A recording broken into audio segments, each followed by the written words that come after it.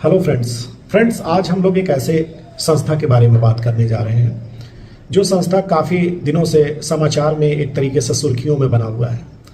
आज हम लोग बात करने जा रहे हैं हमास के बारे में। हमास क्या है, किस देश की संस्था है, क्या इसके उद्देश्य हैं, किन बातों को लेकर ये इजराइल से इतने दिनों से लड़ रहा है, आज इस पे नज़र डालते हैं। फ्रेंड्स, जो हमास है वो फिलिस्तीन क्षेत्र में सक्रिय एक इस्लामिक राजनीतिक और सैन्य संगठन है। अगर इसका पूरा नाम देखा जाए तो हरकत अल मुकावमा अल इस्लामिया एक तरीके से इस्लामी प्रतिरोध आंदोलन है।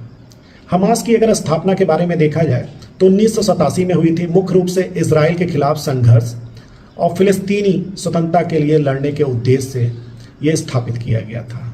यह गाजा पट्टी में शासन करता है और खुद को फिलिस्तीनी लोगों के अधिकार और जमीन को वापस पाने के लिए संघर्षरत संगठन के रूप में अपने आप को पेश करता है, यानी कि प्रस्तुत करता है।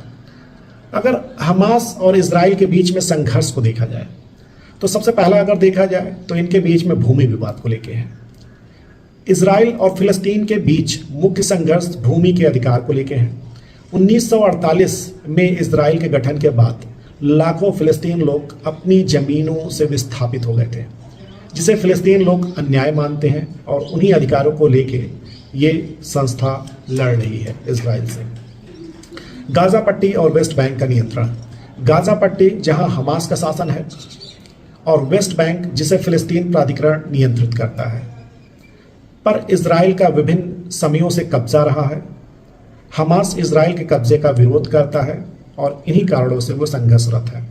तीसरा मुद्दा धार्मिक मुद्दा है। अगर इस मुद्दे को देखा जाए तो यरूशलेम को लेकर है। यरूशलेम में धार्मिक स्थलों के अधिकार को लेकर भी विवाद है। हमास का दावा है कि इस्लामी पवित्र स्थलों की सुरक्षा के लिए उन्हें संघर्ष करना आवश्यक है।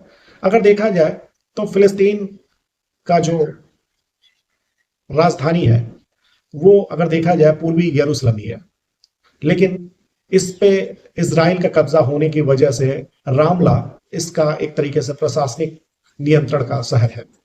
हमास का अगर देखा जाए चार्टर देखा जाए, जो उनके नियम है, हमास के चार्टर के अनुसार उनका मुख्य उद्देश्य इजराइल को समाप्त करना और पूरे फिलिस्तीन को मुक्त कराना है। हालांकि हाल के वर्षों में इस चार्टर को लेकर हमास ने कुछ नरमी दिखाई है, लेकिन इजराइल इसे अभी भी एक आतंकवादी संगठन मानता है। यानी हमास इजराइल के नजर में एक आतंकवादी संगठन है।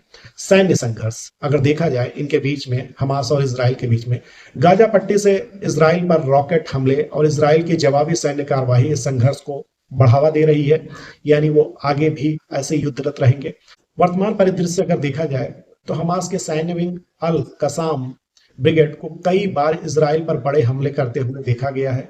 इजराइल भी गाजा पट्टी पर हवाई हमले करता है, जिससे दोनों पक्षों को भारी नुकसान सहना पड़ता है।